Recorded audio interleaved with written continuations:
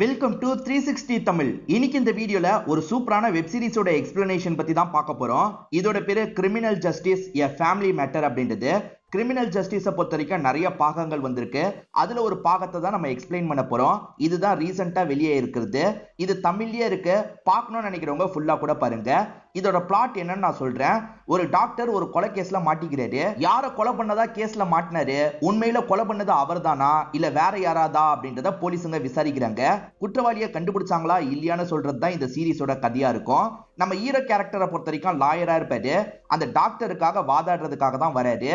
இந்த சீரிஸ் எல்லாருக்குமே பிடிக்கும்னு நம்புறேன். சீரிஸ்னாலே நம்ம எப்பவுமே சொல்ற மாதிரி தான். இந்த வீடியோக்குள்ள போறதுக்கு முன்னாடியே ஒரு லைக்க போடுங்க. அது மூலியமா இந்த வீடியோ இன்னும் நிறைய பேர்கிட்ட கொண்டு போய் சேர்க்கப்படும். மேற்கொண்டு டைம் வேஸ்ட் பண்ணாம நம்ம நேரடியா எக்ஸ்பிளனேஷனுக்குள்ள போயிடலாம். சீரிஸோட ஸ்டார்டிங் சீனே மாதவன் ஒருத்தரை காட்டுறாங்க. இவர் தான் ரொம்ப முக்கியமான கேரக்டரா இருப்பாரு. இவரோட ஒய்ஃப் பேரு ரத்னா அப்படின்றது. அவங்களுக்கு கார் சரியா ஓட்ட தெரியாது. சொல்லி தரதுக்காக தான் கூட்டு வந்துட்டு இருக்காரு. ஒழுங்கா ஓட்டு அப்படின்ற மாதிரிலாம் கைட் பண்ணிட்டு இருக்காரு. இப்ப இந்த காரை கிராஸ் பண்ணி ஒரு லேடி போறத நமக்கு காட்டுறாங்க. இந்த லேடியை பார்த்து வச்சுக்கோங்க. இவங்க பேரு கமலா அப்படின்றது. இவங்களுமே ஃபிஷ் மார்க்கெட்டுக்கு வந்து ஃபிஷ் எல்லாம் வாங்கிட்டு இருக்காங்க. இவங்க ஒரு பெரிய பணக்கார வீட்டுல வேலை பாக்குறாங்க. டைம் ஆயிடுச்சுக்கா சீக்கிரமா தாங்கன்ற மாதிரி வேகமா வேலைக்கு கிளம்புறாங்க. நம்ம மாதவ் இருக்காருல, இப்ப புதுசா ஒரு லா ஃபார்மா ஆரம்பிச்சிருக்காரு. வேற ஒருத்தவங்க கூட டைய போச்சு தான் இதை ஆரம்பிச்சிருக்காரு. அவங்களுக்கு ஒரு இஷ்யூ வந்திருக்கும். அதுல இவர் தலையிட்டு பேசுறதுக்காக தான் வந்திருக்காரு. ஆக்சுவலா ஒரு ஆபரேஷன் தப்பா நடந்திருக்கும். ஒருத்தரோட லங்ஸ் பாதிக்கப்பட்டிருக்கும். அதுக்கு நஷ்ட ஈடு கேட்டுட்டு இருக்காரு. அந்த ஹாஸ்பிட்டல் சைட சேர்ந்தவங்க காசு தந்து கிளியர் பண்ணலாம்னு நினைக்கிறாங்க. அதுக்காக தான் மாதவ வர வச்சிருக்காங்க. ஆக்சுவலா அவங்க ரொம்ப கம்மியா தான் நஷ்ட ஈடு வழங்கணும்னு நினைக்கிறாங்க.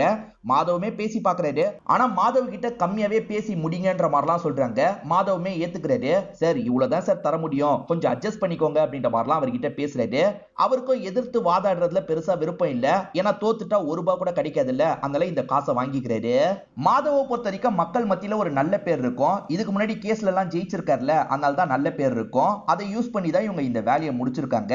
நீங்களும் நாங்களும் டைய போஸ்டோம்ல, அதனால உங்களுக்கு ஒரு கிஃப்ட் இருக்குன்ற மாதிரி இவர் இருக்கார்ல, ஒரு காரை கிஃப்டா இவருக்கு தராரு. இவ்வளவு காஸ்ட்லியான காரா அப்படின்ற மாதிரி மாதவ் யோசிக்கிறாரு. என்ஜாய் பண்ணுங்க சார் அப்படின்ற மாதிரி இவருமே கீயை தந்துட்டு இங்க இருந்து கிளம்புறாரு. இப்ப இவருமே காரை எடுத்துட்டு வந்து ஒய்ஃப் ரத்னா கிட்ட காட்டுறாரு. காரை பாக்குறவங்க செம்மையா இம்ப்ரெஸ் ஆயிடுறாங்க. சூப்பரா இருக்குன்ற மாதிரிலாம் கார்ல ஏறி உட்காந்துட்டு இருக்காங்க. இப்ப நமக்கு கமலாவை காட்டுறாங்க. கமலா வேகமா வீட்டுக்கு வந்தாங்கல்ல, ராஜின் ஒருத்தர் கிட்ட தான் வேலை பார்ப்பாங்க. இப்ப வீட்டுக்குள்ள நுழைஞ்சவங்க எதையோ பார்த்து ஷாக் ஆகுறாங்க. இப்பதான் அந்த இடத்துல என்ன பார்த்தாங்க நமக்கு காட்டுறாங்க. அந்த ராஜ் இருக்கார்ல, எதையோ சாவடிச்சிருக்காரு போல. அவங்கள மடியில வச்ச மாதிரி தான் உட்காந்துட்டு இருக்காரு. நான் இதை பண்ணலன்ற மாதிரிலாம் ஒரு ரியாக்ஷன் கொடுக்குறாரு. இந்த சீனை அப்படியே கட் பண்ணி 24 மணி நேரத்துக்கு முன்னாடி நடந்த விஷயத்த நமக்கு காட்டுறாங்க. ராஜ பொறுத்த வரைக்கும் ஒரு பொண்ணு இருப்பா, பேரு ஐரா அப்படின்றது. அவளோட பர்த்டேவா இருக்கும். வீட்டுல இருக்க எல்லாருமே அவளுக்கு வாழ்த்துக்கள்லாம் சொல்லிட்டு இருக்காங்க. ஆக்சுவலா இந்த ஐராவோட அப்பாவும் அம்மாவும் சேர்ந்த மாதிரி இந்த பொண்ணுக்கு ஒரு கிஃப்ட் வாங்கி தந்திருக்காங்க. இந்த ஐராவோட அப்பாவும் அம்மாவும் சேர்ந்துலாம் இல்ல, இவங்க ரெண்டு பேருமே பிரிஞ்சிருப்பாங்க. பொண்ணுக்கு கிஃப்ட் தரதுக்காக தான் ரெண்டு பேருமே ஒன்னா இருக்காங்க. இந்த பொண்ணுக்கு நிறைய ஹெல்த் இஷ்யூலாம் இருக்கு. இவங்க கிஃப்ட் தந்து பேசிட்டு இருக்காங்கல்ல, அப்ப ரோஷினின்னு ஒருத்தங்க வராங்க. இவங்களை பொறுத்த வரைக்கும் ராஜோட ஹாஸ்பிட்டல்ல நர்ஸா வேலை பார்க்கறவங்களா இருப்பாங்க. இந்த ஐராவை பாத்துக்கிறதுக்காக வீட்டுக்கெல்லாம் வருவாங்க. அப்படி வந்தவங்க ராஜ லவ் பண்ண ஆரம்பிச்சிடுறாங்க. ராஜும் ரோஷினியும் லவ் பண்ணிட்டு இருக்காங்க. சீக்கிரமா கல்யாணம் பண்ற மாதிரி பிளான்லாம் வச்சிருக்காங்க போல. ஆனா இந்த விஷயம்லாம் சுத்தமா ராஜோட அம்மாக்கு பிடிக்க மாட்டேங்குது. ரோஷினியை முறைச்சு பாக்குறாங்க. அஞ்சுக்கு இதுல பெருசா எந்த ஒரு வருத்தமும் கிடையாது. ஏன்னா ஏற்கனவே செப்பரேட் ஆயிட்டாங்கல்ல, சாதாரணமா தான் இந்த விஷயத்தெல்லாம் எடுத்துக்கிறாங்க. பொண்ணுக்கு மியூசிக் டிவைஸ் தான் வாங்கி தந்திருப்பாங்க. பொண்ணு பிளே பண்ணி காமிச்சிட்டு இருக்கா. திடீர்னு பொண்ணுக்கு நடுக்க மாதிரிலாம் ஏற்படுது. உடம்பு முடியாம போயிருச்சு போல அப்படின்ற மாதிரி இவங்களுமே தள்ளி கூட்டு போறாங்க. அந்த பொண்ணுக்கு மருந்து மாத்திரை எல்லாம் எடுத்து தராங்க. ராஜே ஒரு டாக்டரா இருப்பாரு. பொண்ணுக்கு பெரிய ப்ராப்ளம் இருக்குமோன்னு பயப்படுறாரு. Full body செக்அப்லாம் எடுத்திருப்பாரு. இன்னைக்கு அதுக்கான ரிசல்ட் வந்துரும்ன்ற மாதிரி அம்மா கிட்டயும் முன்னாள் ஒய்ஃப் கிட்டயும் சொல்லிட்டாரு. ராஜ பொறுத்த வரைக்கும் பெரிய சர்ஜன் போல. இப்ப இவர் சர்ஜிக்கல் நைஃபை கேட்கிறாரு. அங்க இருக்கவங்க வேற ஒரு பொருளை எடுத்து தராங்க. எங்க உங்களுக்கு சரியா பொருள் கூட எடுக்க தெரியாதா? பொருள் எடுக்க தெரியாதவங்க எல்லாம் உள்ள இருக்காதீங்க, வெளியே போங்கன்ற மாதிரி திட்டி அனுப்புறாரு. அவங்களும் சைலண்டா இங்க இருந்து கிளம்பிடுறாங்க. நல்லபடியா ஆபரேஷனை முடிச்சுட்டு வராரு. அப்ப இவரோட ஃப்ரெண்டு டாக்டர் பேசுறதுக்கு வந்திருக்காரு. இவர் தான் அந்த செக்கப்பை எடுத்திருக்காரு போல. நீ நினைச்ச மாதிரி கேன்சர் கிடையாதுன்ற மாதிரி சொல்றாரு. கேன்சர் இல்லைன்னு தெரிஞ்சோடனே இவர் நிம்மதி ஆகுறாரு. யாருக்கோ கால் ட்ரை பண்றாரு. ஆனா அவங்க போன் எடுக்கிறதுக்கு லேட் ஆகுது. ரோஷினி அதுக்குள்ள இந்த இடத்துக்கு வந்துடுறாங்க. இவர் செட்டுன்னு காலை கட் பண்ணிடுறாரு. இப்ப ரோஷினி கிட்டயும் கேன்சர் இல்லைன்ற விஷயத்த சொல்றாரு. இதை கேட்கிற ரோஷினியும் இந்த இடத்துல சந்தோஷப்படுறாங்க. டாக்டர் நான் வரேன்ற மாதிரி இங்க இருந்து எந்திரிச்சு போயிடுறாரு. இவர் கால் பண்ணதை ரோஷினி கவனிச்சாங்கல்ல, யாருக்கு கால் பண்ணன்னு கேக்குறாங்க. அம்மா கிட்ட விஷயத்த சொல்லலான்னு கால் பண்ணன்ற மாதிரி இவர் சொல்றாரு. அப்படியான்ற மாதிரி இவங்களுமே கட்டிலாம் பிடிச்சிட்டு இருக்காங்க. அப்ப இவருக்கு போன் கால் வருது. அஞ்சு கிட்ட இருந்து தான் கால் வருது. அதாவது இவர் ஒய்ஃபுக்கு தான் முன்னாடியே ட்ரை பண்ணிருப்பாரு. அவங்க கிட்ட இருந்து கால் வருது. இத பாக்குற ரோஷினி கொஞ்சம் அப்செட் ஆகுறாங்க. இன்னைக்கு பொண்ணோட பர்த்டே பார்ட்டி நடக்க போதில்ல, நான் வரலன்ற மாதிரி ரோஷினி சொல்றாங்க. எதுக்காக வரமாட்டேன்னு சொல்ற, என் ஃப்ரெண்ட்ஸுக்குலாம் உன்னை அறிமுகப்படுத்தி வைப்பேன்ல, வான்ற மாதிரி சொல்லிட்டாரு. வரவங்க எப்படி எடுத்துப்பாங்கன்னு தெரியலன்ற மாதிரிலாம் இவங்க தயங்குறாங்க. அதெல்லாம் ஒண்ணும் இல்ல, நீ வான்ற மாதிரி சொல்றாரு. அப்பனா நான் வரேன்ற மாதிரி ரோஷினியும் இந்த இடத்துல ஏத்துக்கிறாங்க. இப்ப இவர் அஞ்சு வீட்டு கதவை தட்டுறாரு. இவர பிளாட்டுக்கு எதிரதான் அஞ்சுவோட பிளாட் இருக்கு போல. வழக்கம் போல கீயை மறந்துட்டியா, இந்த ஸ்பேர் கீன்ற மாதிரி இவங்க வச்சிருக்க கீயை தராங்க. இல்ல கீயெல்லாம் ஞாபகமா எடுத்துட்டு வந்துட்டேன், நம்ம பொண்ணுக்கு எந்த ப்ராப்ளமும் இல்ல, அதை சொல்றதுக்காக தான் கதவை தட்டினன்ற மாதிரி சொல்றாரு. ப்ராப்ளம் இல்லைன்னு தெரிஞ்சோன்னே இவங்களுமே இந்த இடத்துல நிம்மதியாகுறாங்க. பொண்ணை பொறுத்த வரைக்கும் ராஜ் கூட தான் இருக்காங்க. இப்ப ராஜ் வீட்டுக்கு ஃபங்க்ஷனுக்காக எல்லாருமே வந்திருக்காங்க. அந்த மாதிரி ரோஷினியும் இந்த இடத்துக்கு வந்திருக்காங்க. செம்மையா சாரி எல்லாம் கட்டிட்டு வந்திருக்காங்க. இந்த சாரியில நீ சூப்பரா இருக்கன்ற மாதிரி இவர் பாராட்டுறாரு. இப்ப இவருக்குன்னு ஃப்ரெண்ட்ஸ் இருப்பாங்கல்ல, அவங்க கிட்ட ரோஷினியை அறிமுகப்படுத்தி வைக்கிறாரு. ஏறக்குறைய சீக்கிரமா நாங்க கல்யாணம் பண்ணிக்க போறோன்ற மாதிரிலாம் சொல்றாரு. சூப்பர் ஜோடி அப்படின்ற மாதிரி எல்லாருமே பாராட்டுற மாதிரிலாம் பேசுறாங்க. இப்ப ரோஷினி இருக்காங்கல்ல, ரெஸ்ட் ரூம் மட்டும் போயிட்டு வந்துடுறேன்ற மாதிரி ரெஸ்ட் ரூம் வந்துடுறாங்க. பரவாயில்லப்பா, எல்லாமே நல்லபடியா நடந்துருச்சுன்னு நினைக்கிறாங்க. அப்பதான் அவரோட ஃப்ரெண்டு ஒரு லேடி பேசிக்கிற சவுண்ட் இவங்களுக்கு கேக்குது. என்னதான் சொல்லு, அஞ்சுவோட கால் தூசிக்கு இவ வரமாட்டா அப்படின்ற மாதிரி ரோஷினியை பத்தி பேசிட்டு இருக்காங்க. என்ன நம்ம முன்னாடி நல்லா பேசினாங்க, இப்ப இப்படி பேசிட்டு இருக்காங்க அப்படின்ற மாதிரி ரோஷினியோட முகமே மாறிடுது. அந்த டைம் தான் கரெக்டா அஞ்சு வராங்க. அஞ்சுவும் இவங்கள மாதிரியே பிங்க் சாரியில தான் வராங்க. அந்த சாரியில அவங்க ரொம்பவே அழகா இருக்காங்க. அப்ப அஞ்சுவை தான் இன்னும் அவருக்கு பிடிக்குதா, அஞ்சுவை தான் எல்லாருக்குமே பிடிக்குமா அப்படின்ற மாதிரிலாம் ரோஷினிக்கு தோணுது. இப்ப கேக்கு வெட்டுற நேரம் வந்துருது. ரோஷினி வான்ற மாதிரி அவர் கூப்பிடணும்ல, ஆனா அவர் ஒய்ஃபை தான் பக்கத்துல கூப்பிடுறாரு. அதாவது முன்னாள் ஒய்ஃபை தான் பக்கத்துல கூப்பிடுறாரு. இவங்களை கூப்பிடாம இருக்கிறது இவங்களுக்கு இன்னும் கடுப்பை வர வைக்குது. இவங்களுமே செம்மையா அப்செட் ஆயிடுறாங்க. இந்த இடத்துல நல்லா குடிக்கிறாங்க போல. இப்ப போதையில இவங்க வீட்டை நோக்கி இவங்க நடந்து போயிட்டு இருக்காங்க. இவங்க நடந்து போயிட்டு இருக்கிறத யாரோ வீடியோ மாதிரி எடுக்கிறாங்க. எதுக்காக இந்த மாதிரி வீடியோ எடுக்கிறாங்க அப்படின்றது தெரிய மாட்டேங்குது. காலையில 6:45க்கு ராஜ் கண்முழிக்கிறாரு. இப்ப அம்மா கிட்ட பேசுறாரு. அம்மா எனக்கும் வேலை இருக்குன்னு சொல்றாங்க. ஏறக்குறைய ஒரு 7 மணிக்கு இவங்க ரெண்டு பேருமே பிளாட்டை விட்டு வெளியெல்லாம் போயிட்டு இருக்காங்க. ராஜ் ஜாகிங் ஓடுறதுக்காக தான் வெளியே வந்திருப்பாரு. இப்ப பார்க்ல ஜாகிங் ஓடிட்டு இருக்காரு. இன்னைக்கு என்னன்னு தெரியல, உடம்பு முடியல, சீக்கிரமா வீட்டுக்கு போலான்னு யோசிக்கிறாரு. இந்த சமயம் கமலா இருக்காங்கல்ல, அந்த மீனெல்லாம் வாங்கிட்டாங்க. இந்த இடத்துக்கு வர ஆரம்பிச்சிட்டு இருக்காங்க. இப்படிதான் கமலா வீட்டுக்கு வந்திருப்பாங்க. இவர் பாடியோட இருந்ததை பார்த்து ஷாக் ஆயிருப்பாங்க. அஞ்சு மேடம் அப்படின்ற மாதிரிலாம் ஷாக்கிங்கா கத்துறாங்க. இறந்து போயிருக்கிறது அஞ்சுன்ற மாதிரி இவங்க யோசிச்சிருப்பாங்க. ஆனா அந்த டைம் அஞ்சு இருக்காங்கல்ல, எதிர் பிளாட்ல இருந்து இந்த இடத்துக்கு வந்து என்னாச்சு ஏதாச்சுன்னு கேக்குறாங்க. இப்ப அஞ்சுவும் இந்த விஷயத்தை பார்த்து பயங்கரமா ஷாக் ஆயிடுறாங்க. போலீஸ்க்கு தகவலை கொடுக்கணும்ல, இப்ப அஞ்சுவும் கால் பண்ணி தகவலை கொடுக்குறாங்க. கௌரின்ற ஒரு இன்ஸ்பெக்டர் லேடி தான் இந்த இடத்துக்கு வந்திருக்காங்க. இதுக்கப்புறம் யாருமே அபார்ட்மெண்ட்டுக்குள்ள வரக்கூடாது, கொஞ்ச நேரம் வெளியே நிறுத்தி வைங்கன்ற மாதிரிலாம் சொல்லிட்டு இவங்க மட்டும் அசிஸ்டன்ட் கூட உள்ள வராங்க. அசிஸ்டன்ட்டுமே ஒவ்வொரு தகவலா சொல்றாரு. இவர் பேரு ராஜ் மேடம், டாக்டரா இருக்காரு. இறந்து போயிருக்க பொண்ணு இவரோட ஹாஸ்பிட்டல்ல நர்ஸா வேலை பார்த்த பொண்ணுன்ற மாதிரிலாம் சொல்றாரு. இப்ப இவங்களுக்கு ஒரு கண்ணாடி பீஸ் கிடைக்குது, இதை எடுத்து வச்சுக்கோங்கன்ற மாதிரி ஆளுங்க கிட்ட தராங்க. அதே மாதிரி அஞ்சு கிட்ட பேசலான்ற மாதிரி உட்கார வச்சு பேச ஆரம்பிக்கிறாங்க. அஞ்சுவும் காலையில என்ன நடந்தது அப்படின்றதெல்லாம் சொல்லிட்டு இருக்காங்க. சரி, நேத்து ஏதோ ஃபங்க்ஷன் நடந்த மாதிரி இருக்கேன்ற மாதிரி இவங்க கேக்குறாங்க. ஆமா, என் பொண்ணோட பர்த்டே ஃபங்க்ஷன் நடந்ததுன்னு சொல்றாங்க. உங்க ஹஸ்பண்ட கூட்டு போய் விசாரிக்கிற மாதிரி இருக்கும்னு சொல்றாங்க. ஹஸ்பண்ட் இல்ல மேடம், எக்ஸ் ஹஸ்பண்ட் அப்படின்ற மாதிரி இவங்களுமே சொல்றாங்க. ஹஸ்பண்ட கூட்டு போறீங்கன்னா பொண்ணை நான் தான் பாத்துக்கணும், பொண்ணுக்கு தேவையான பொருளை மட்டும் இங்க இருந்து எடுத்துக்கிறேன்ற மாதிரி கேக்குறாங்க. சரி எடுத்துக்கலாம் அப்படின்ற மாதிரி இவங்களுமே பர்மிஷன்லாம் தந்துடுறாங்க. அசிஸ்டன்ட் மேற்கொண்டு தகவலை சேகரிச்சிடுறாரு. மேடம், இறந்து போன பொண்ணு இவரும் க்ளோஸா பழகி இருக்காங்க. க்ளோஸ்னா அஃபேர்லாம் கிடையாது மேடம், இவங்க ரெண்டு பேர் க்ளோஸா பழகிட்டு இருக்கிறது யாரவரையும் எல்லாருக்குமே தெரிஞ்சிருக்கு. சீக்கிரமா கல்யாணம் பண்ணிக்கிற பிளான்ல எல்லாம் கூட இருந்திருக்காங்க போலன்ற மாதிரி சொல்லிட்டாரு. இப்போதைக்கு விசாரணை பண்றதுக்காக ராஜ கூட்டு போயிட்டு இருக்காங்க. வெளியே இருக்க அம்மாவும் இதை பார்த்து ஷாக் ஆயிடுறாங்க. என் பையனை எதுக்காக கூட்டு போறீங்க அப்படின்ற மாதிரிலாம் கேட்டுட்டு இருக்காங்க. போலீஸுங்க எதுவுமே சொல்லாம இங்க இருந்து கூட்டு போயிடுறாங்க. இந்த பொண்ணுக்கு போஸ்ட்மார்ட்டம் எல்லாம் பண்ணணும்ல, அதனால டாக்டர் கிட்ட ஒப்படைச்சிடுறாங்க. அவருமே போஸ்ட்மார்ட்டத்துக்கான வேலையெல்லாம் ஆரம்பிக்கிறாரு. இந்த சமயம் ரத்னா இருக்காங்கல்ல, இந்த ஆபீஸ்லயே தனியா ஒரு போர்ஷனை ஓபன் பண்ணி எனக்காக ஒரு ஸ்பா வச்சுக்குவான்ற மாதிரி கேக்குறாங்க. அவங்களுக்கு ஸ்பா மாதிரியான விஷயத்துல ஆசைலாம் இருக்கும். ஆனா இந்த மாதவ் இருக்கார்ல, அதெல்லாம் வேணாமா, இப்பதான் இந்த லா ஃபர்மையே ஆரம்பிச்சிருக்கோம், கொஞ்சம் கேஸாவது அட்டன் பண்ணுவோம், அதுக்கப்புறம் எதுனாலும் யோசிக்கலான்ற மாதிரி சமாளிச்சிடுறாரு. அந்த சமயம் பார்த்து இந்த இடத்துக்கு அஞ்சு வந்திருக்காங்க. ஹஸ்பண்ட கூட்டு போயிருக்காங்கல்ல, லாயர் தேவைப்பட வாய்ப்பு இருக்குன்ற மாதிரி யோசிச்சிருப்பாங்க. அதனால தான் உங்ககிட்ட வந்திருக்கன்ற மாதிரிலாம் கேஸை பத்தி எக்ஸ்பிளைன் பண்ணிட்டு இருக்காங்க. அப்படியான்ற மாதிரி இவங்க எல்லாருமே இந்த கேஸை பத்தி கேட்டுட்டு இருக்காங்க. இங்கதான் ஃபர்ஸ்ட் எபிசோட் முடியுது. இந்த ராஜ மட்டும் கூட்டு வந்திருக்க மாட்டாங்க, அந்த கமலாவையும் கூட்டு வந்திருப்பாங்க. தனித்தனியா விசாரிக்கணும்னு யோசிக்கிறாங்க. இன்னும் அந்த ஸ்பாட்ல இவங்களுக்கு மர்டர் வெப்பன் கிடைச்சிருக்காது. கத்தி மாதிரி ஏதாவது கிடைக்கும்னு நினைச்சிருப்பாங்க. அப்படி கிடைச்சிருக்காது. முன்னாடி நாள் பார்ட்டில இருந்து என்னாச்சு அப்படின்ற மாதிரி கேக்குறாங்க. இவங்க ரெண்டு பேருமே என்ன நடந்துச்சோ அந்த விஷயத்த சொல்லிட்டு இருக்காங்க. கமலா என்ன சொல்றாங்கன்னா, நான் கூட முதல்ல 5 மேடம்னு நினைச்சிட்டேன். ஏன்னா அவங்களும் நேத்து பிங்க் சாரி தான் கட்டியிருந்தாங்க, அதை வச்சுதான் அப்படி நினைச்சேன். ஆனா 5 மேடம் வந்ததுக்கு அப்புறம் தான் இறந்து போனது ரோஷினி மேடம்னு எனக்கு தெரிஞ்சது அப்படின்ற மாதிரி சொல்றாங்க. ராஜுக்கும் ரோஷினிக்கும் ஏதாவது பிரச்சனை போச்சா, அதை பத்தி சொல்லுன்ற மாதிரி கேக்குறாங்க. இந்த கமலா யோசிச்சு பார்க்கும்போது ஒரு விஷயம் ஞாபகம் வருது. மேடம் நேத்து பார்ட்டி நடந்ததுல, அந்த பார்ட்டில ராஜு சாரு அந்த ரோஷினியை இழுத்துட்டு வேகமா வெளியே கூட்டு போனாரு. என்ன ஏதுன்றது எனக்கு தெளிவா தெரியல, லைட்டா சண்டை மாதிரி நடந்தது அப்படின்ற மாதிரி சொல்றாங்க. ராஜு இருக்கார்ல, ரோஷினியை வேகமா இழுத்துட்டு போய் விடுறாரு. அவங்க குடிபோதையில ஏதோ பண்ணிருக்காங்க, அதனால தான் அப்படி பண்ணிருக்காரு போல. ராஜு சார் ரொம்ப நல்லவரு, கொலைலாம் பண்ணிருக்க மாட்டாருன்ற மாதிரி கமலா சொல்றாங்க. என்னதான் இருந்தாலும் கௌரிக்கு ஒரு விஷயம் கிடைச்சிருச்சுல்ல, அந்த சைட்ல ராஜை விசாரிச்சுட்டு இருக்க இடத்துக்கு வந்துடுறாங்க. இப்ப ராஜு கிட்ட பார்ட்டில என்ன சண்டை நடந்தது அப்படின்ற மாதிரி கேக்குறாங்க. சண்டையா, அந்த மாதிரிலாம் எதுவும் நடக்கல அப்படின்ற மாதிரி சொல்லிட்டு, சின்ன இஷ்யூ, நான் அங்க இருந்து அவளை கூட்டு போனேன், அவ்வளவுதான் நடந்தது அப்படின்ற மாதிரி சொல்லிட்டு, உங்களுக்குள்ள பிரச்சனை போயிட்டு இருந்தது போலியே அப்படின்ற மாதிரி கௌரி சந்தேகமா கேள்வியை கேட்கிறாங்க. மேடம், நான் தான் ரோஷினியை கொலை பண்ணிருக்கேன்னு சந்தேகப்படுறீங்களா? அவ ரத்த வெள்ளத்துல இருந்தா, காப்பாத்துறதுக்காக பக்கத்துல போனேன், இதுதான் நடந்தது அப்படின்ற மாதிரி இவர் சொல்றாரு. இப்போதைக்கு நீங்க தான் பிரைம் சஸ்பெக்ட் அப்படின்ற மாதிரி அவங்க சொல்றாங்க. அதுக்கு இவர் இருக்கார்ல, அப்ப இதுக்கப்புறம் லாயர் இல்லாம உங்ககிட்ட நான் பேசவே மாட்டேன்ற மாதிரி சொல்றாரு. இப்ப கௌரி கிட்ட சீனியர் பேசுறாரு. இன்னும் மர்டர் வெப்பன் கிடைக்கல போலியே, சீக்கிரமா அதை கண்டுபிடி, இந்த கேஸை எவ்வளவு சீக்கிரம் முடிக்க முடியுமோ முடின்ற மாதிரி சொல்றாரு. நான் பாத்துக்கிறேன் அப்படின்ற மாதிரி இவங்களுமே சீனியர் கிட்ட சொல்றாங்க.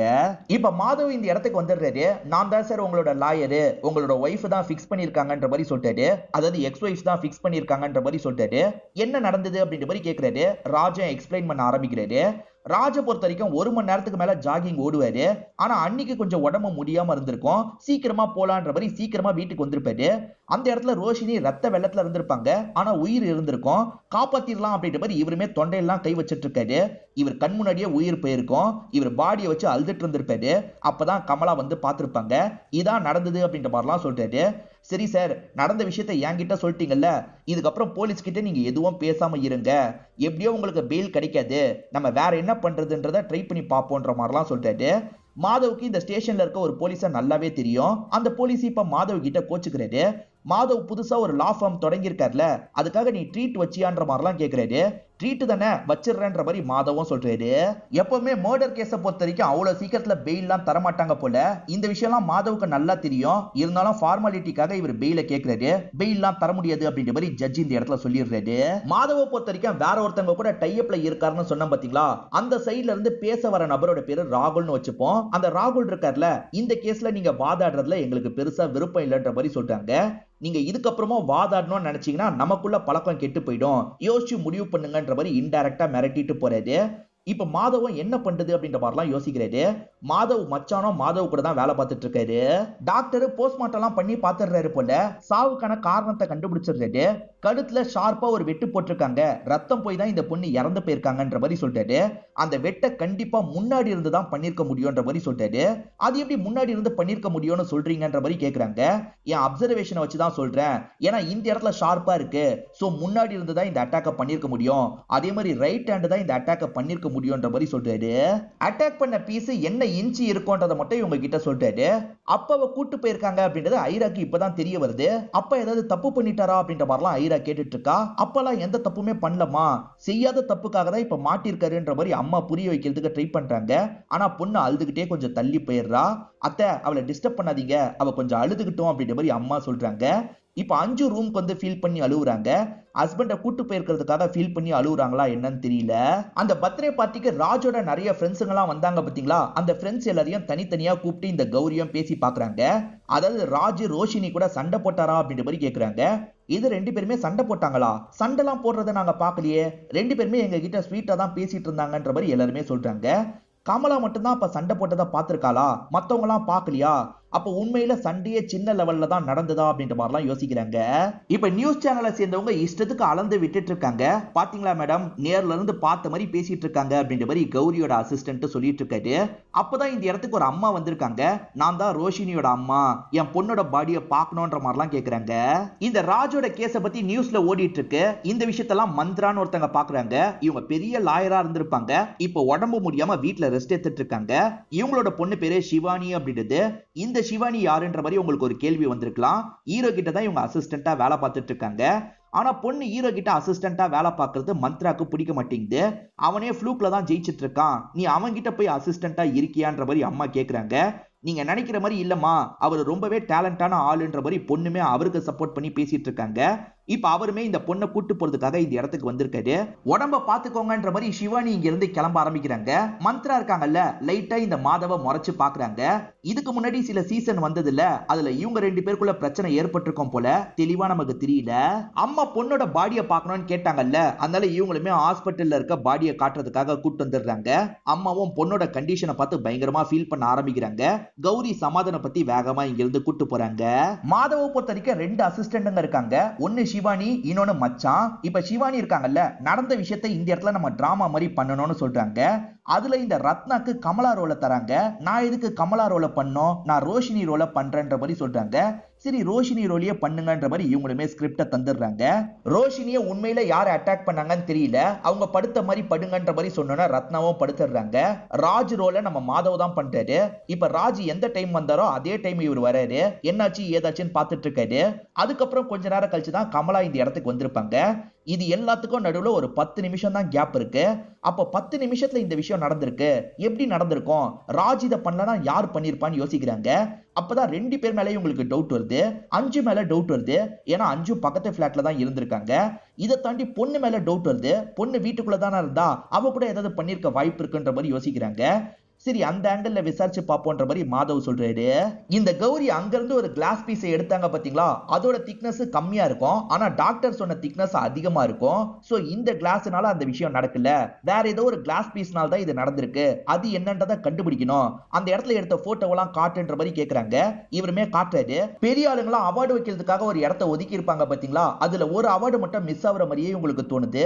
என்ன ஏதுன்னு பாக்கணும், உடனே கிளம்பலான்ற மாதிரி சொல்றாங்க. இப்ப 2 பேருமே அபார்ட்மெண்ட்டுக்கு வந்துடுறாங்க. லிஃப்ட்ல ஏறதுக்காக வராங்க. அந்த சமயம் அந்த இடத்துல மாதவும் சிவானியும் போயிட்டு இருக்காங்க. அஞ்சு கிட்ட பேசுறதுக்காக வந்திருக்கோன்ற மாதிரிலாம் சொல்றாங்க. இப்ப இவங்க 2 பேர் இருக்காங்கல்ல, ராஜோட இடத்துக்கு வந்துடுறாங்க. ஒரு இடத்துல மட்டும் அவார்டை எடுத்திருக்காங்கன்றது தெரிய வருது. ராஜ் அந்த அவார்டு வாங்கினார்ல, அது மூலியமா அந்த அவார்டு எப்படி இருக்கும்ன்றதை இவங்க பாக்குறாங்க. கிளாஸ் சம்பந்தப்பட்ட மாதிரி தான் அந்த அவார்டே இருக்கு. அந்த அவார்டை வச்சுதான் இந்த கொலை நடந்திருக்கு. அதுக்கப்புறம் அவார்டை மொத்தமா கிளியர் பண்ணிருக்காங்க. எங்க வச்சு கிளியர் பண்ணிருக்காங்கன்றதை கண்டுபிடிக்கணும்ன்ற மாதிரி பேசிக்கிறாங்க. மாதவ் இருக்காரு பாத்தீங்களா, முதல்ல அஞ்சு கிட்ட சில கேள்வி எல்லாம் கேட்டு தெரிஞ்சுக்கிறாரு. அடுத்ததான் ஐரா கிட்ட பேசணும்ன்ற மாதிரி சொல்றாரு. சார் ஐராவை பொறுத்த வரைக்கும் ஏகப்பட்ட ஹெல்த் இஷ்யூ இருக்கு சார், அவகிட்ட எல்லாம் பேச வேணான்ற மாதிரி சொல்றாங்க. இல்ல மேடம் கண்டிப்பா பேசியே ஆகணும்ன்ற மாதிரி இவர் சொல்றாரு. சரின்னு இவங்க ஏத்துக்கிட்டோன்னா சிவானியும் எந்திரிச்சு நிக்கிறாங்க. ஒருத்தர் மட்டும் வாங்கன்ற மாதிரி அஞ்சு சொல்றாங்க. அதனால மாதவ் மட்டும் போலான்ற மாதிரி முடிவு எடுக்கிறாரு. இவங்க உள்ள வரும்போது அந்த பொண்ணு டிரா தான் பண்ணிட்டு இருக்கா. முதல்ல இந்த பொண்ணு கிட்ட நார்மலா பேசி பழகணும், அதுக்கப்புறம் தான் முக்கியமான கேள்வி எல்லாம் கேட்கணும் அப்படின்ற மாதிரி இவர் யோசிக்கிறாரு. அந்த அவார்ட்ல இருக்க கிளாஸை வச்சுதான் இந்த கொலை நடந்திருக்கு, அதை எங்க வச்சு கிளியர் பண்ணிருக்காங்கன்றதை கண்டுபிடிக்கணும், எல்லா இடத்துலயும் தேடி பாருங்கன்ற மாதிரி கௌரி சொல்லிக்கிட்டே வெளியே வராங்க. அப்பதான் குப்பையெல்லாம் எடுக்கிற ஒரு வண்டியை பாக்குறாங்க. அந்த வண்டி கிளம்புறதுக்குள்ள நிறுத்தணும்ன்ற மாதிரி ஆளுங்க கிட்ட சொல்றாங்க. இந்த பொண்ணு டிராலாம் பண்ணிட்டு இருக்கா பாத்தீங்களா, நீ ரொம்ப நல்லா வரையறன்ற மாதிரி பாராட்டுற மாதிரி இவர் பேசுறாரு. அடுத்தது நீ எத்தனை மணிக்கு படுப்ப, எத்தனை மணிக்கு முழிப்பன்ற மாதிரிலாம் கேட்டுட்டு இருக்காரு. இந்த பொண்ணுமே அந்த டீட்டெயிலாம் சொல்லிட்டு இருக்கா. ஏன்னா ஒருவேளை இவ சீக்கிரமா எந்திரிச்சு அங்க போய் ஏதாவது பண்ணிருக்க வாய்ப்பு இருக்குல்லன்ற மாதிரிலாம் இவர் யோசிக்கிறாரு. இப்ப குப்பை வண்டியை நிறுத்தி இவங்களுமே பேசுறாங்க. தினமும் எத்தனை மணிக்கு குப்பை எடுக்கிறதுக்காக வருவீங்க, தினமும் வருவீங்களா இல்ல வாரத்துக்கு ஒரு தடவை வருவீங்களா, இந்த குப்பையெல்லாம் எங்க கொட்டுவீங்கன்ற மாதிரி நிறைய கேள்வி கேட்கறாங்க. இவனுமே பதில்லாம் சொல்றான். அன்னைக்கு காலையில உனக்கு ஏதாவது சவுண்ட் கேட்டதா, நீ வெளியே போய் பாத்தியான்ற மாதிரிலாம் இவர் கேட்கிறாரு. அந்த பொண்ணு கொஞ்சம் நர்வஸ் ஆகுறா, அப்படியே கிறுக்கலாம் ஆரம்பிக்கிறா. இவர் திரும்ப திரும்ப கேட்கிறாருல, அந்த பொண்ணு எதுவுமே பேசாம வேகமா இங்க இருந்து எந்திரிச்சு போறா. சார் சென்சிட்டிவா ஹேண்டில் பண்ணுங்கன்னு தானே சொன்னேன், ஏன் சார் இந்த மாதிரிலாம் கேள்வி கேட்டீங்க அப்படின்ற மாதிரி அஞ்சுவும் இவர்கிட்ட கோவப்பட்டு இருக்காங்க. இப்ப போலீஸுங்க இருக்காங்க பாத்தீங்களா, குப்பையெல்லாம் கொட்டுற இடத்துக்கு வந்துடுறாங்க. இந்த இடத்துல தான் அவன் குப்பையை கொட்டுவான்னு சொன்னான், இந்த இடத்துல தான் அந்த பொருளும் வந்திருக்க வாய்ப்பு இருக்கு, எப்படியாவது தேடி கண்டுபிடிங்க அப்படின்ற மாதிரி கௌரி ஆளுங்க கிட்ட பேசிட்டு இருக்காங்க. இந்த சைடு மாதவ் இருக்காரு பாத்தீங்களா, அந்த பொண்ணு வரைஞ்ச டிராயிங் எல்லாம் ஒவ்வொன்னா எடுத்து பார்த்துட்டு இருக்காரு. அம்மா அப்பாவா வரைஞ்சிருக்கா, அதை தாண்டி யாரோ கீழே விழுந்து தலையில இருந்து ரத்தம்லாம் சிந்துற மாதிரி வரைஞ்சிருக்கா. இவன் யாரை இப்படி வரைஞ்சிருக்கான்ற மாதிரி இந்த இடத்துல லைட்டா ஷாக் ஆகுறாரு. இங்கதான் செகண்ட் எபிசோட முடிக்கிறாங்க. இப்ப பாஸ்ட்ல நடந்த ஒரு விஷயத்தை காட்டுறாங்க. ராஜா அவரோட ஒய்ஃப் அஞ்சுவும் பிரிஞ்சிருப்பாங்க. இந்த டைம்ல பொண்ணை பாத்துக்கிறதுக்கு ஆளு தேவையில்ல, அந்த மாதிரிதான் இவர் ரோஷினிய வர வச்சிருப்பாரு. ரோஷினி நல்லபடியா இந்த பொண்ணை பாத்துக்கிறாங்க. இந்த பொண்ணுக்கு கதைலாம் சொல்லிட்டு இருக்காங்க. இப்ப கிளம்புற டைம் வந்துருது. அவங்க கிளம்புறதுக்காக நடக்கும் போது கதை நல்லா சொன்னன்ற மாதிரி இவர் பாராட்டுறாரு. சார், அவ எப்ப பாரு அஞ்சு மேடத்தை தான் கேட்டுட்டு இருக்கா, நீங்க சேர்றத பத்தி யோசிக்கலாம்ல அப்படின்ற மாதிரி கேக்குறாங்க. இல்ல, நாங்க இதுக்கப்புறம் சேர முடியாதுன்ற மாதிரி இவருமே சொல்றாரு. ட்ரிங்க் பண்ணிட்டு போறியான்ற மாதிரி கேக்குறாரு. இப்படி எல்லாம் இவங்க பேச ஆரம்பிச்சுதான் ரெண்டு பேருக்குள்ளயும் லவ் ஏற்பட்டிருக்குன்ற மாதிரி நமக்கு காட்டுறாங்க. இது எல்லாம் இவரோட மைண்டுக்குள்ள ஓடுது போல. இப்ப ராஜுமே காலையில கண் முழிச்சு உக்காடுறாரு. அப்படியே கட் பண்ணி கௌரிய காட்டுறாங்க. கௌரி ஹஸ்பண்டை விட்டு பிரிஞ்சிருப்பாங்க. இப்ப பொண்ணுக்கு சாப்பாடுலாம் ஊட்டிட்டு இருக்காங்க. அதே மாதிரி அசிஸ்டன்ட்டுக்கு கால் பண்ணி ஏதாவது கிடைச்சதான்ற மாதிரி கேக்குறாங்க. மேடம், இன்னும் எதுவும் கிடைக்கல, ஆனா கவலைப்படாதீங்க, எப்படியாவது தேடி கண்டுபிடிச்சிடுறோம் அப்படின்ற மாதிரிலாம் சொல்றாரு. அஞ்சு இருக்காங்கல்ல, கொஞ்சம் லேட்டா தான் கண் முழிக்கிறாங்க. பொண்ணை பாப்போன்ற மாதிரி வெளியே வராங்க. பொண்ணு பார்த்தா ஸ்கூலுக்கே ரெடி ஆயிருக்கா. நீ எதுக்குமா ஸ்கூலுக்குலாம் ரெடி ஆயிட்டு இருக்க, ஸ்கூலுக்குலாம் போக வேணான்ற மாதிரி சொல்றாங்க. இல்லம்மா, இன்னைக்கு எனக்கு ஒரு கிளாஸ் இருக்கு, நான் போனோன்ற மாதிரி இந்த பொண்ணு சொல்றா. இப்ப மாதவ் இருக்கார்ல, சின்ன பசங்க ரொம்ப வைலண்டா டிராயிங் வரைஞ்சா என்ன அர்த்தம் அப்படின்ற மாதிரிலாம் நெட்ல சர்ச் பண்ணி பார்த்துட்டு இருக்காரு. இவரோட ஒய்ஃப் ரத்னா கிட்ட பேசிக்கிட்டே தான் பார்த்துட்டு இருக்காரு. இப்ப ரத்னா கிட்ட மச்சானை பத்தி குறைலாம் சொல்லிட்டு இருக்காரு. அந்த மச்சான் எங்க போனானே தெரியல, கால் பண்ணாலும் எடுக்க மாட்டான், எங்க தான் சுத்திட்டு இருக்கான்னு தெரியலன்ற மாதிரிலாம் சொல்றாரு.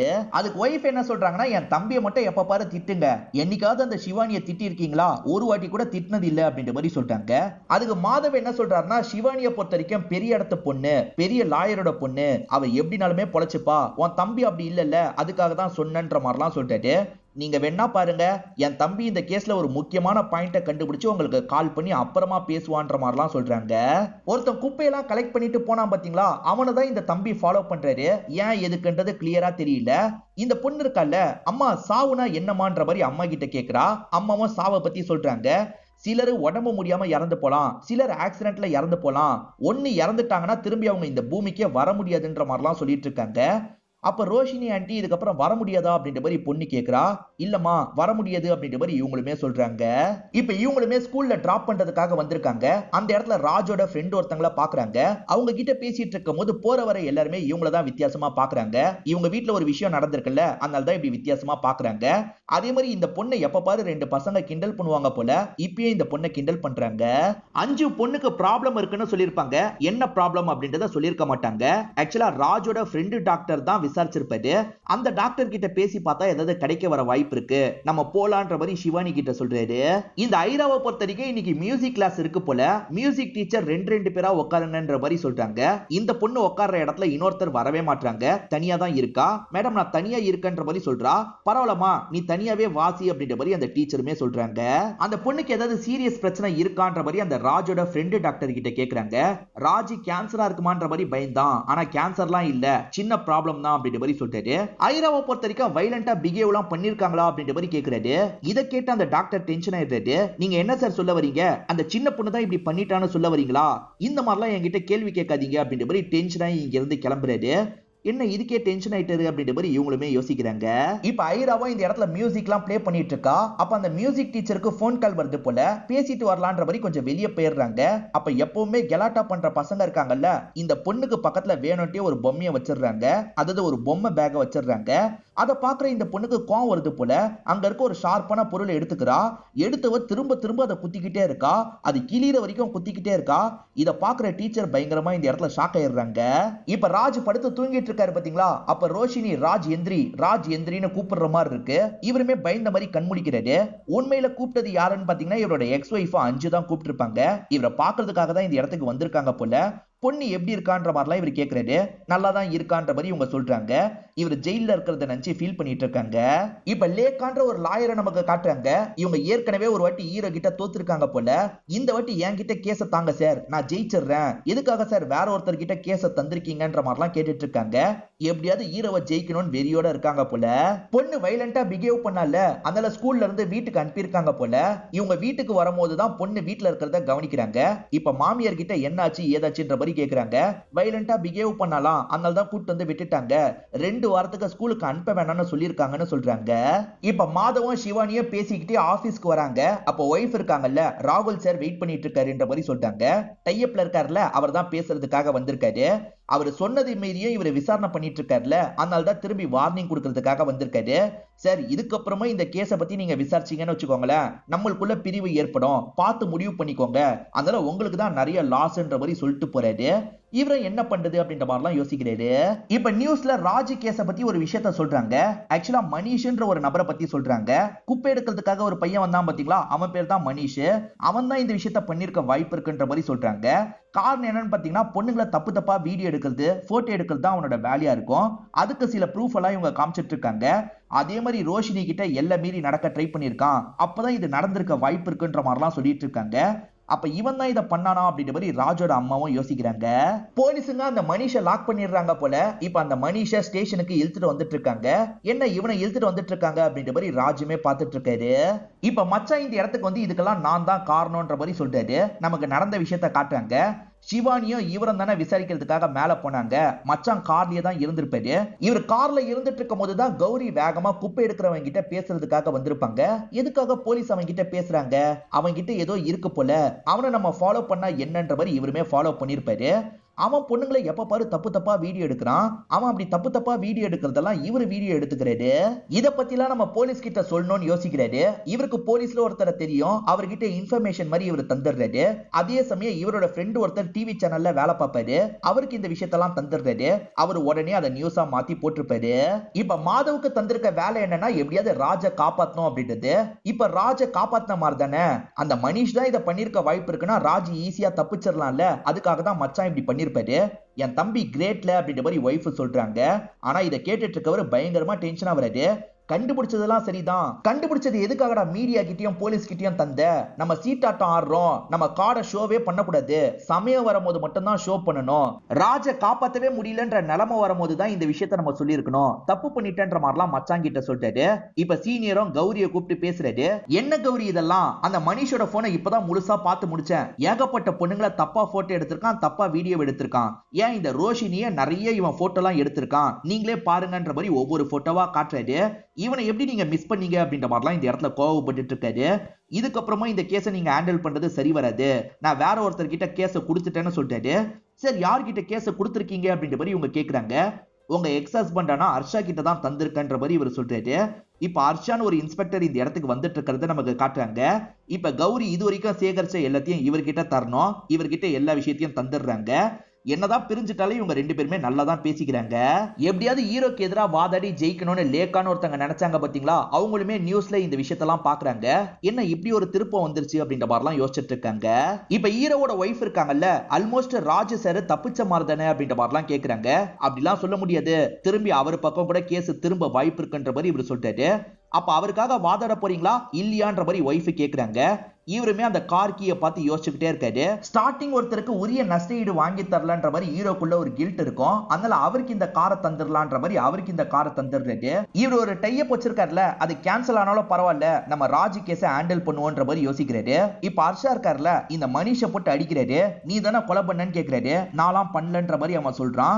இவருமே திரும்ப திரும்ப அடிச்சிட்டு இருக்காரு. ஒரு ஸ்டேஜ்ல ஒரு கிளாஸை தூக்கி எறிகிறாரு. அவன் என்ன பண்றான்னா லெஃப்ட் ஹேண்ட்ல கேட்ச் பிடிச்சிடறான். இதை பார்க்கும்போது ஹர்ஷாக்கு ஏதோ தோணுது, இவன் இதை பண்ணல போலன்னு யோசிக்கிறாரு. கேஸ் டீடைல்ல ரைட் ஹேண்ட் தான் கொலை பண்ணிருக்க வாய்ப்பு இருக்குன்னு படிச்சார்ல, அதனால தான் இப்படி யோசிக்கிறாரு. அதே மாதிரி இந்த மனிஷ் இருக்கான் பாத்தீங்களா, கிளவுட் ஃபைல்ல சில வீடியோவை வச்சிருப்பான். அதுல ஒரு வீடியோவை பார்த்து கௌரி பயங்கரமா ஷாக் ஆகுறாங்க. சீனியர் கிட்ட சொல்லணும்னு நினைக்கிறாங்க. அந்த டைம் தான் ஹர்ஷா இருக்கார்ல, சார் இவனா இருக்க வாய்ப்பு இல்ல, ஏன்னா இவன் லெஃப்ட் ஹேண்டடா இருக்கான்ற மாதிரிலாம் சொல்லிட்டாரு. என்கிட்ட ஒரு எவிடன்ஸ் கிடைச்சிருக்கு அப்படின்ற மாதிரி கௌரி காட்டுறாங்க. அந்த வீடியோவை பாக்குற ஹர்ஷா ஷாக் ஆயிடுறாரு. ஆக்சுவலா ஹஸ்பண்ட் ஒய்ஃப் பிரிஞ்சுட்டோம்னு சொன்னாங்க பாத்தீங்களா, ஆனா கார்ல ரெண்டு பேருமே கிஸ்லாம் பண்ணிட்டு இருக்காங்க. நாங்க ரெண்டு பேருமே பிரிஞ்சுதான் இருக்கோன்ற மாதிரி ஹஸ்பண்டும் ஒய்ஃபும் சொன்னாங்க. ஆனா அவங்க ரீசெண்டா கிஸ் பண்ணிருக்காங்க போல. அவங்க ரெண்டு பேருமே சேர்ந்து கூட ரோஷினியை ஏதாவது பண்ணிருக்க வாய்ப்பு இருக்குன்ற மாதிரிலாம் யோசிக்கிறாங்க. மனிஷ் லெஃப்ட் ஹேண்ட்ன்றதுனால இந்த விஷயத்த பண்ணிருக்க வாய்ப்பு இல்ல, அவங்க ரெண்டு பேர்ல யாரோ தான் இதை பண்ணிருக்காங்க போலன்ற மாதிரிலாம் யோசிக்கிறாங்க. இங்கதான் தேர்ட் எபிசோட் முடியுது. மொத 3 எபிசோட் கண்டிப்பா உங்க எல்லாருக்குமே பிடிச்சிருக்கும் நம்புறேன். நான் எல்லா சீரிஸ் அப்பமும் சொல்ற அதே விஷயம் தான் சொல்றேன். சீரிஸ்க்கு மட்டும் கொஞ்சம் எக்ஸ்ட்ராவா சப்போர்ட் பண்ணுங்க. இன்னும் வீடியோக்கு லைக் போடலனா ஒரு லைக் போடுங்க. அப்பதான் இந்த வீடியோ இன்னும் நிறைய பேர்கிட்ட கொண்டு போய் சேர்க்கப்படும். இன்னும் 5 எபிசோட் பேலன்ஸ் இருக்கு. முடிஞ்ச அளவுக்கு 2 வீடியோல அதை கவர் பண்றதுக்கு ட்ரை பண்றேன். சுத்தமா இதுக்கு வியூஸ் கிடைக்கலன்னு வச்சுக்கோங்களேன், அந்த 2 கண்டிப்பா டிராப் பண்ற மாதிரி தான் இருக்கும். நான் முன்கூட்டியே சொல்லிட்டேன். இந்த வீடியோ உங்களுக்கு பிடிச்சிருந்ததுன்னா லைக் பண்ணுங்க, கமெண்ட் பண்ணுங்க, மறக்காம 360 தமிழ் சேனலை சப்ஸ்கிரைப் பண்ணுங்க. தொடர்ச்சியா இந்த மாதிரி வீடியோக்கள் வந்துகிட்டே தான் இருக்கும்.